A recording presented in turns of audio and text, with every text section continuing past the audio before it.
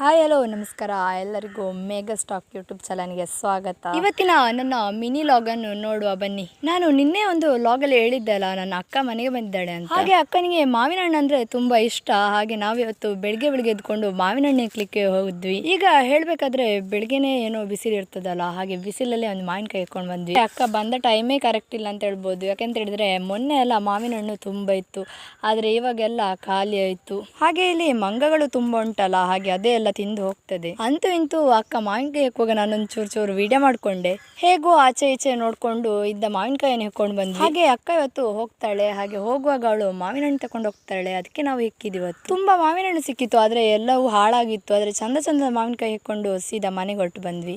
ನಾವಂತೂ ಈಗ ಮನೇಲೇ ಇರುದಲ್ಲ, ಆದರೆ ಅಕ್ಕನವರು ಹೊರಗೆ ಇರುದಲ್ಲ, ಹಾಗಾಗಿ ಅವ್ರು ಮಾವಿನ ಹಣ್ಣು ತಿನ್ನೋದೇ ತುಂಬ ಟೈಮ್ ಆಗಿರ್ತದೆ. ಹಾಗೆ ಮಾವಿನ ಹಣ್ಣು ಅಂದ್ರೆ ಅವ್ರಿಗೆ ತುಂಬ ಇಷ್ಟ ಆಗಿರ್ತದೆ. ಇವತ್ತಿನ ನನ್ನ ಕನ್ನಡದ ಮಿನಿ ಲಾಗ್ ಹೇಗುಂಟು ಅಂತೇಳಿ ಕಮೆಂಟ್ ಮಾಡಿ ಆಯ್ತಾ. ಎಲ್ಲರಿಗೂ ಬಾಯ್. ಇವತ್ತಿನ ನನ್ನ ಮಿನಿ ಲಾಗನ್ನು ಮುಗಿಸ್ತೇನೆ. ಬಾಯ್.